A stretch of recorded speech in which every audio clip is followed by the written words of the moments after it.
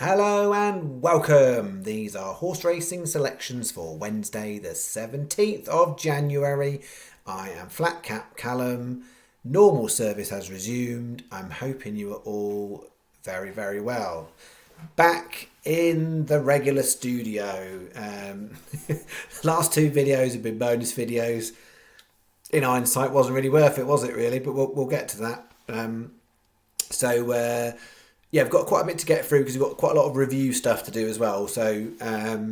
But as far as Wednesday goes, it's very quiet out there. I wasn't going to risk anything at South Wales, so just looked at the all weather. It's two of my favoured tracks, Newcastle and Kempton, but field sizes aren't great, and there's not a lot jumping out. So it is one Yankee is what I've got. Two Newcastle, two Kempton. Smallest 6-1, biggest 11-1. So there's nothing big. If it wasn't a channel day, I certainly wouldn't have done a video. That doesn't mean they're bad. It just means from a value percent point of view, we're on a shorter margin. But happy enough with the bet as it is. It was, it's straightforward enough when it doesn't take long to go through, and you literally are like, yeah, that's the horse I would back in that race, and there's not, you're not split between two or whatever it might be. So. Four races, four horses, that's what we've got. It's £6.50. As far as rest of the video, I've got to do review of Saturday. We had a horse in the comment on Sunday. I did bonus videos Monday, Tuesday. We've got to mention the golf from last week. And then we do the stats rundown from last week, where we're up to with the stats. And then I've got to mention the golf for this weekend, where we're getting a lot more involved. So we had two golfers 2 weeks ago. And we had, 5 golfers last weekend, got 7 golfers this weekend. All outright market though, so we'll get to those. Probably some others. There were some other stats I was going to mention. I was going to mention a few other stats as well. So I'll try and do the recaps quite quick, get the bet done, and then, otherwise there'll be people moaning about how long it takes to get to the bet. But do you know what? If you want tips quick, I ain't your guy. Do you know what? If you want to hear the chitter chatter, that's what you've come for. As I'll always say to you, I'm not everyone's cup of tea. You got to work out how you like your tea. I know how I like my tea, and I'm very accepting of the fact I won't be everybody's, and not everyone is going to understand what I do, and that's perfectly fine. And the ones that do understand it and like it, you carry on, and the ones that don't, you don't have to be here. It's free world, isn't it? Free world, free service. It's a free service. That is what it is. So Saturday was the last day I did a proper video. It was it was about break even. It was £2 loss on channel stats, depending on what prices you got. So we started off here. It's a bit annoying, to know what I was umming and ahhing. I was going to go racing on Saturday, and I thought, should I go Warwick? Should I go Kempton? And I thought, do you know what, I'm going to go Warwick. I've never actually gone to the track at Warwick before. I've been to Warwick lots of times, not been to Warwick races. Went to Warwick, and therefore I missed going to Kempton to see JJ Riley, because this bet didn't have anything going on it other than JJ Riley, which was an absolute cracker of the Lanzarote. So yeah, lightning sort of struck twice. This same weekend last year, we had Wishing and Hoping in the Veteran Chase at 50s. With nothing really with it. Then the same weekend, but got the other handicap, the Lanzarote, with nothing with it. So 33-1, great winner. And 40s you could have got in places. I know some will have got on that. So if you got 40s, you'd have come out ahead. But just the single on JJ Riley was the return. Then I think what were we? Second. That really was second, because it ran a really weird race. So nothing back on that. And then this was poor, wasn't it? I think, nothing placed. We've got nothing back on that one, bet free. As memory serves, can't quite remember the deets. Then we obviously had the combo double with JJ Riley, but those two in the... literally, I was queuing up to get a hot chocolate, right, for about 15 minutes, so the race started, but I didn't miss much, did I? Because literally never interested, and then hardly interested. That was just... so disappointing. In hindsight, I was like, why didn't I do it with the 3 o'clock Warwick? But at the time of doing the vid, that was the better race. When it came to kind of race time, the 3 o'clock Warwick was better in terms of percentages and place terms and stuff, but I only went with one on that one, and it wasn't very good. So, disappointing. But that was that.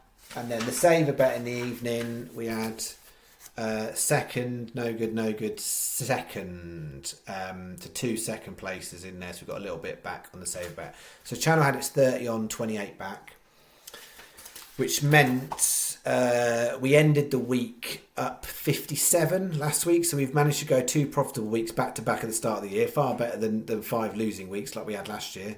So 2 profitable weeks, so that's all right. So it was 57 up for the year and the month, whatever. And then we move into Sunday. I put 1 in the comments on Sunday. It wasn't very good. It was backed in. I put it up as 20s. It went off at 10s, but no good. It didn't look interested, to be honest. Which I think arguably the worst type of horses, the ones that you just think you don't even get a run for your money. And then I did a bonus video on Monday. Put 5 up. Got 1 placed. 20s was the channel price. 40s was the drift. And then same again Tuesday. Put 5 up. 1 placed 22s, SP'd at 20s, I think, despite a really bad start. So not great. So I think that was 22 between those 2 days, 22.50 on, 5.20 back. So a loss of 17.30. So we've lost 17.30. So for the year, that puts us now 40 quid even, 2 days stake ahead. But yeah, eroded after those 2 bonus videos. I was happy with the prize and happy to put them out there, but you know, you're playing with big prices and it doesn't always go the way you would like it to go, even if you think that there's value in there. So yeah, we are 17 down for the week with 6.50 going on Wednesday, with a difficult outlook this week in terms of the jumps racing. Certainly, it's going to be more focused on the all-weather. And then, I mean, I'll get to the stats, but yeah, the strike rate is challenged at the moment, and I'll come to that. So, golf last week. Golf, we ended up with Nick Taylor tying for 7th. The advice was take him in the top 8 market. He tied for 7th with 7th, 8th, and 9th. So you'd have got 2/3 of the full stake back. So I calculated that if you got the 7th, if you got the 8, if you took 8 places at 71 as advised, you'd have basically broke even, I think, roughly speaking. So profit on week 1 of golf, break even on week 2, which as golf goes, it's not bad, to be honest, because it's harder work on the golf. And we also had Putnam, who was 1 out of the placings on the golf as well. So we had 1 place, which was the better price at 70s, and 1 out of the placings. So yeah, golf's made an all right start and the horses have made an all right start, but this week's not so good. And I did want to flag, and I want to be completely honest, right, this morning, I want to tell you this happened to me. Getting in the car, put some stuff in the passenger side, on the passenger seat, shut the passenger side door, and the glass mirror of my wing mirror just fell on the floor and shattered. Yeah, I was like, wow, just literally all over the pavement, just shattered. And so I was talking it through with the little people, and we came to the conclusion it might not be 7 years bad luck because I didn't break the mirror. I shut the door and the mirror fell off. So my action led to the mirror falling off, which meant the mirror broke. I didn't actually break the mirror. That's the way we're going with it. So yeah, but I'm just giving you warning, right? If this could be 7 years of doom for the channel because my wing mirror fell off this morning. So anyway, that's that. So I think that was all the review stuff. I think that's where we've got to. So let me do the bet for Wednesday. Here we go. Right, so the first race, Sky are 4, no one else is, and basically all the others are 3 places standard term. So there's a 12-runner race, classified stakes. It's super low quality stuff as well, which isn't great, but yeah. We've got a couple of classified and then a couple of low-grade handicaps. But 12-runner in the first race, and then all these last 3 are all 9 runners. So the bet is 2.55 Newcastle Stallone, 6-1. 4.05 Newcastle Kraken Florida at 9-1. 6 o'clock Kempton Roman Spring, 11-1. Not massively keen on a very inexperienced jockey, but I'm hoping that will also put other people off, and therefore, from a price point of view, should get some of the value with it. And then 7.30 Kempton has been a regular on the channel. Don't take it every time. Feel like that's just the right call on that 7.30 race. So Rekidami 8-1. 20p each way Yankee. 3 times 50p win single. So we've not got a single on the first one. It's a bit short. We've got single on the 3-9 runner races, Kraken Florida, Roman Spring and Recce Dame. And then I wasn't having a strong feel about the sort of leftover bit to round it up to the 50 pence for a double. So I've gone for the rarity, which is the 30p each way fourfold, so an extra 30p each way fourfold. I looked at it and I was like, I could put the double on the last two. If they both won, then we'd obviously get a much nicer return for it. But if they both placed, you're talking about £2.50. Whereas if we can get the fourfold up, that's an extra 15 quid back in the coffers. So I felt on balance it was the right call given the prices of the horses and risking what, clearly getting a double is much easier to do than a fourfold, but that's the way I've done it. You choose, make your own choices. Sky best on that first race, and then outside of that is a best price guaranteed bookie. So bookie paying best price guaranteed on multiples is what you'd want. 650 is the bet. I was going to mention this as well because I've had a few questions about this, about Lucky 15 versus Yankee, right? So good point to mention it. A Lucky 15 is basically a Yankee with singles. So why do I do Yankee with singles separately? It's so that I can keep, I change this from September, I keep the accumulator amount the same, just so it's easier and consistent. So I used to do all sorts of funny pence. So it's easy to keep it consistent. So it's always a 20p Yankee or a 10p Canadian or a 25p each way Trixie. That keeps it nice on the level. Then I change the single amount based on the price and value perception that I've got and the type of race it might be. So if you want to do Lucky 15s, that's absolutely fine. So on that one, the difference would be I'm only suggesting these are shorter prices, so I'm saying win single rather than each way single. But if you're using a bookie like Bet365 or Betfred, or others that pay bonuses, so if you get extra money if one horse wins in the Lucky and no one else does, then it absolutely makes sense to do it as a Lucky because you get a bonus. For the channel, I'm making an assumption that most people don't get a bonus because unless you've got a couple of specific bookmakers, so I'm doing it like that and it makes it easy to fluctuate. But if your personal preference is to do a Lucky and you get a bonus, then using the bonus is a better way of doing it. Hopefully that is clear. All this stuff's about personal preference in it. So that's the bet. What was I going to say?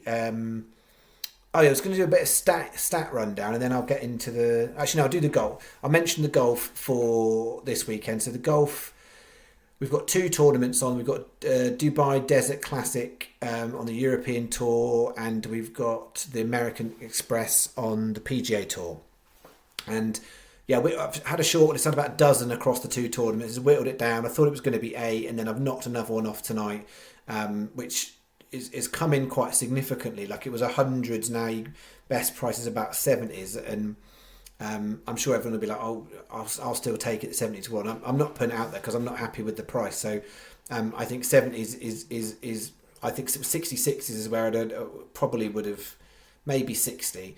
So I want a better margin on the golf. So if I'd have said that the player should be 60 and it's now 70, that's a 10-point margin. Yes, there's a margin, but with the golf I want much better leeway. So when it was 100 and I had it at 60s, much happier with that. So down to 7 golfers. There's 4 in the Dubai Desert Classic. Some decent prices in there. The biggest price, you'll see it in the comment, Ashen Wu. I've got both Chinese players in the Dubai Desert Classic.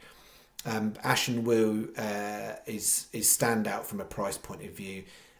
All of them I'm advising 8 places. The difference with Ashen Wu is the best place to put the bet on is actually Sky Bet, 400 to 1, 6 places. But it's advised 8 places, 275 to 1. So just as a shout there for anyone who's got Sky.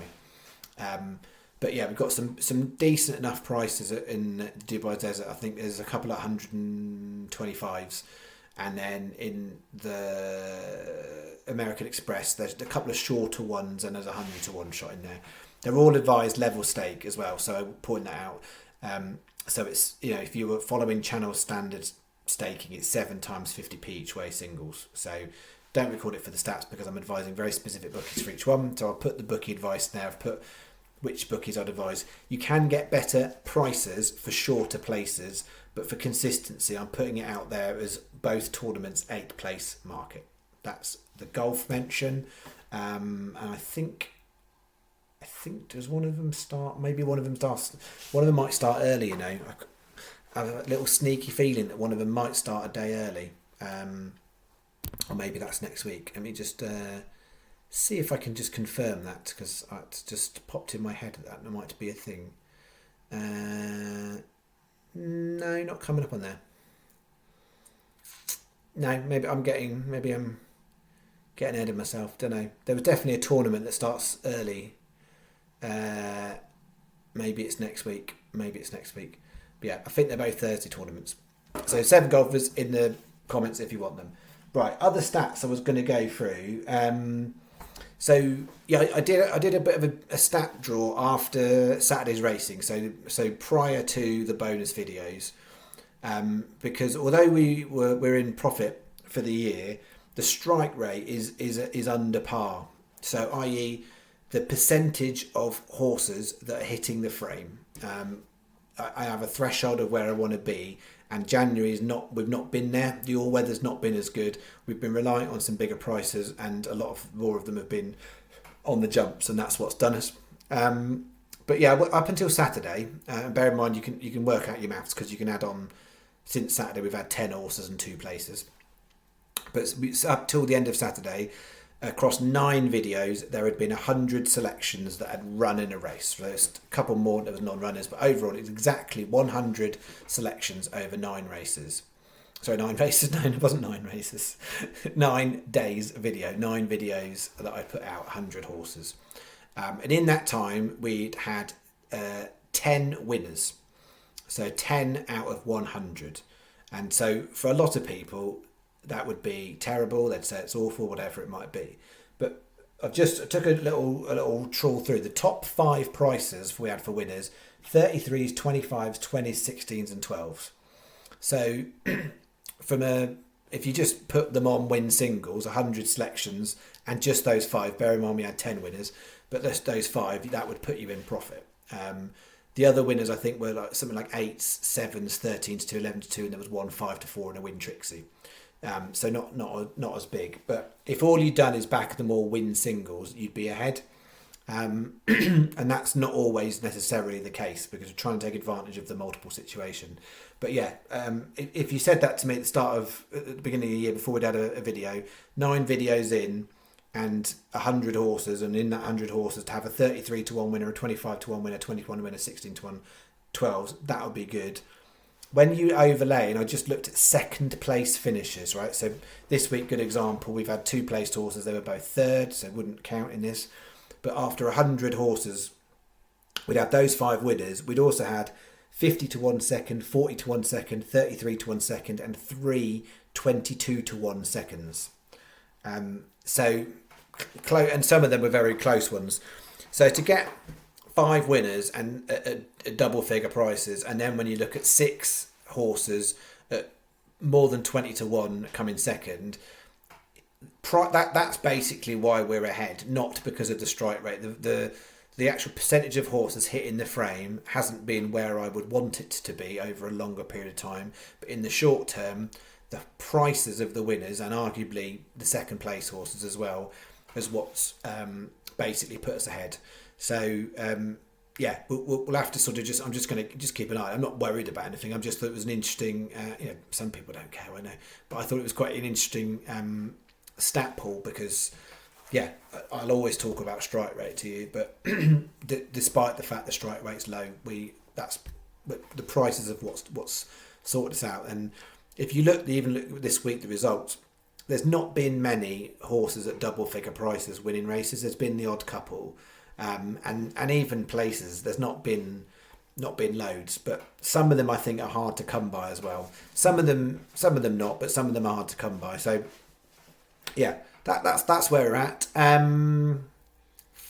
Was there anything else? I felt there was maybe one more thing, but now it slipped out my head. So I think we might just call it a day. We've done all the reviews. We've done the stats, we've done the golf, we've done the bet for tomorrow. Outlook, I said, tricky to know with the weather and such like. Although Sunday did look potentially interesting as well, because is the Premier meeting on at Lingfield all weekend? Is it Lingfield? Something like that. I don't know. I remember looking. I think it's the Chelmsford. There's a Chelmsford all-weather meeting, another one of these trial Sunday evening ones as well. Which, to be honest, I'm not a fan of. Like, I don't think I would choose to go racing on a Sunday night. But I actually quite like a Sunday night, knowing that I don't have any other stuff, like any horse racing stuff to do. That was something else I was going to mention. Because we are now, yes, was going to mention one more thing. That was it. We're 2 months out from Cheltenham Festival. So I know, like lots of people, it's literally all eyes on Cheltenham Festival, and that's what they're focused on. I'm quite happy ticking over on a bit of winter all weather until we get there. But the previous 2 years I've run the channel, I've done anti-post videos for Cheltenham specifically, and just wanted to sort of state the intent is to do at least one. Not sure if I'll do the three like I've done before. But what I will be utilising is the quiet times when we've got all these abandonments and stuff, to utilise the time where I wouldn't be doing daily research, to start putting in the hours for the Cheltenham anti-post stuff. I think it's very likely that I will not do handicaps anti-post. I will just solely look on the sort of the championship races and the novice division races, because the 2 years ago when I did anti-post videos, there was a little gem in every video and you would have been profitable following everything that was advised.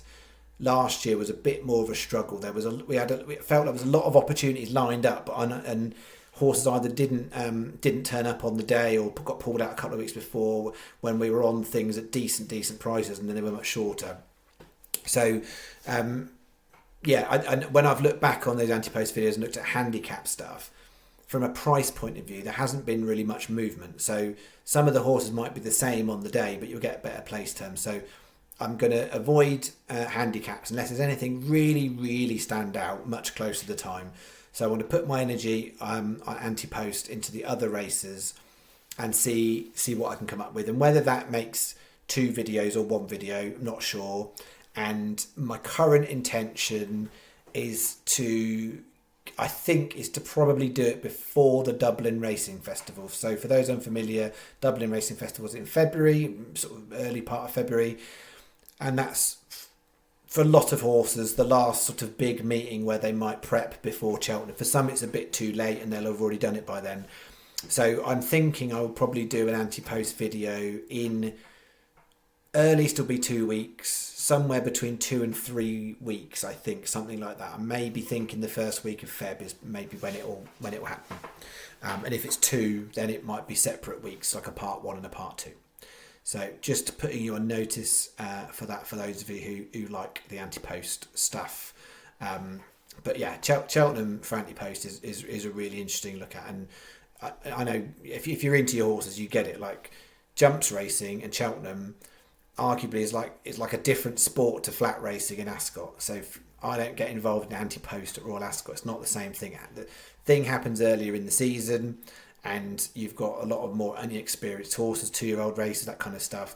The jump stuff, you can plot these horses out much further in advance and look at which horses might be aimed at certain races. And anti-post, part of the game is trying to figure out, I don't know, if you've got a novice hurdler, is it 2 miles? Is it going to go supreme novice hurdle, or is it maybe it's a bit more of a middle distance horse might go the Ballymore? Which way is it going to go? Or do you know what? Actually, it could be a 3 miler, might go Albert Bartlett, and you've got these debates to have, and that's where there can be opportunities. I think in the anti-post market is trying to figure out less obvious routes for horses, or looking at the horses that are overlooked that haven't maybe won a Grade 1 race up until this point, but actually are potentially being held back a little bit to run at their peak at Cheltenham.